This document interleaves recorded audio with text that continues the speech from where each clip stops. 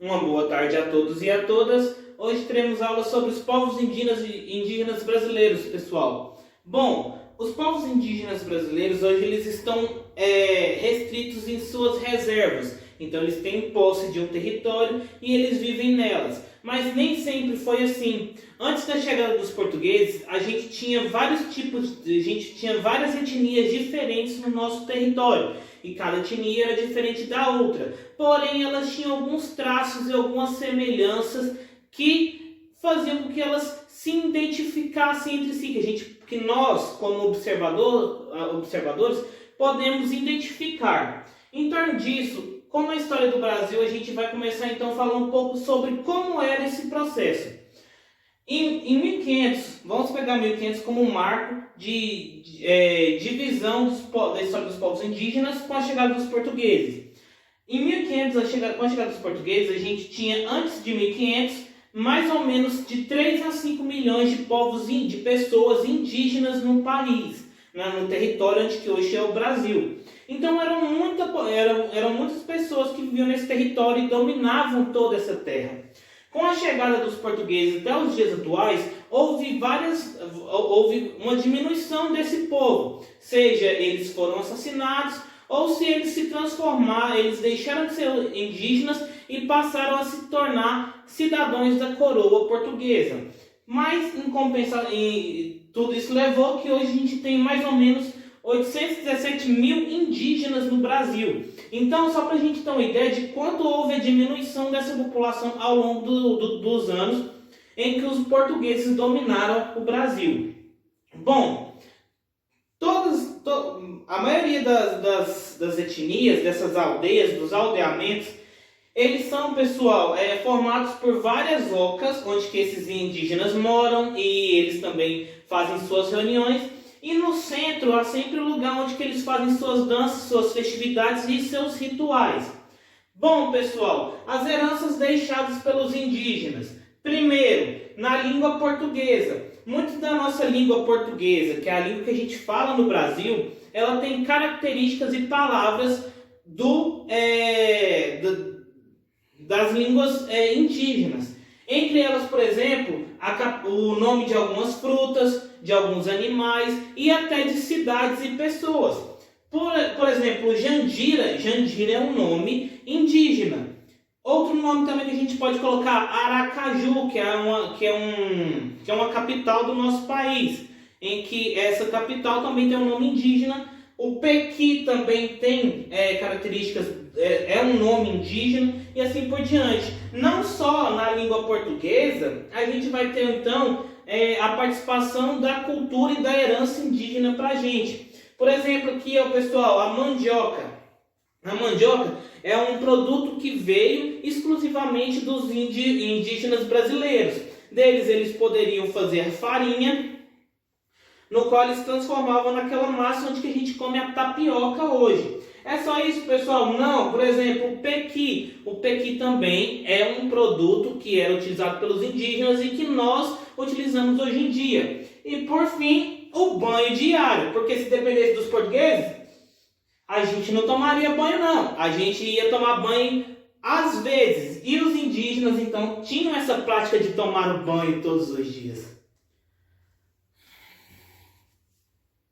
Bom, pessoal, nem todo indígena é igual a outro, ou a aldeia e etnia é igual a outra. Elas são diferentes. Prova disso é as diferenças que existem entre elas.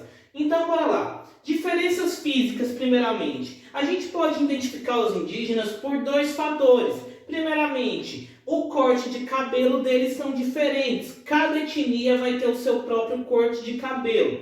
Segundo, os desenhos que eles colocam no seu corpo, os desenhos corporais. Então, cada desenho dele vai ter uma diferença da outra etnia. Nenhuma etnia vai ser igual à outra, beleza? Continuando, diferenças que estão próximas à cultura, à culturalidade. As vestimentas. Cada etnia, cada tribo, cada aldeia, ela vai ter a sua própria vestimenta, certo? E também as línguas. Existem mais de 180 línguas diferentes, com 12 mil famílias de línguas do tronco macro-G e 10.000 famílias de línguas no tronco tupi. Agora, o que é esse trem de tronco, de família e de língua? Vamos lá, pessoal. Aqui tem desenho de como se fosse duas árvores, certo? Cada árvore dessa é um tronco. Então, esse aqui é o tronco. A gente vai ter, então, a família, certo? Que vai ser essa parte que vai ligar. E dentro da família vai ter várias línguas diferentes. Então, tem as línguas e essas línguas pertencem à família. A família, por si só, está dentro do tronco linguístico. Então, o tronco linguístico, pessoal, é a origem da língua falada. Então, tem as etnias indígenas, as aldeias. Cada aldeia fala uma língua diferente e elas estão agrupadas em dois grandes troncos linguísticos. O primeiro tronco é o tupi, que é o mais conhecido, e o segundo tronco é o tronco macro-G. Então, esses dois eles se ramificam. E aí onde que vai se colocar no agrupamento chamado família. Então, as famílias podem ter vários tipos de línguas diferentes. Entenderam? Então tem a língua falada, certo? Que no caso eu coloquei aqui na língua macro-G, os pataxós. E a gente tem também as famílias. Por exemplo, a família onde fica a língua pataxó é a família Machacali. E dentro do Machacali, ou dentro do tronco macro-G, existe então essa família. Então é assim que é distribuído as linguagens dos povos indígenas. E não é só isso, nós conseguimos identificar esses povos indígenas a partir do tronco linguístico. Então, se ele tem a origem da fala dele, da língua dele no tronco macro-G, ele é do tronco linguístico macro-G. Se a etnia, a aldeia, onde que tem essa etnia indígena, ela for do tronco tupi, então ela vai falar uma língua que é de origem tupi, beleza? Não é só isso, pessoal. Os povos indígenas, para a gente compreender isso, a gente vai ter que voltar um pouco em torno disso. Então, o que é aldeia? A aldeia é um grupo de pessoas que vivem no mesmo local, então aquilo lá é aldeia. Etnia, pessoal, etnia é um grupo de pessoas que tem as mesmas características culturais, eles fazem parte do mesmo povo. Então a aldeia é o assentamento onde eles moram e a etnia é as pessoas, aquele grupo de pessoas. Para finalizar, pessoal, vamos falar um pouco sobre as semelhanças entre esses povos indígenas. Então a gente pode alavancar duas semelhanças. Primeiro, a terra para o ameríndio. No caso, ameríndio também é um termo que se pode dizer indígena, beleza? Para esse ameríndio, para esse indígena, a terra tem um valor ligado tanto à natureza como também a quem está utilizando. Então, se sua aldeia, se sua etnia está utilizando a terra te pertence até o momento que você parar de utilizá-la. O indígena parou de utilizar essa terra, essa terra não faz mais parte do domínio dele, certo? E a divisão de trabalho entre os indígenas. Os indígenas dividem suas tarefas entre homens e mulheres. Vamos lá então com a leitura. É claro, as crianças como o ensinamento deles é a partir da vida deles, das atividades diárias, então as crianças também participam. É dividido dessa forma, tarefas masculinas. Coronavírus.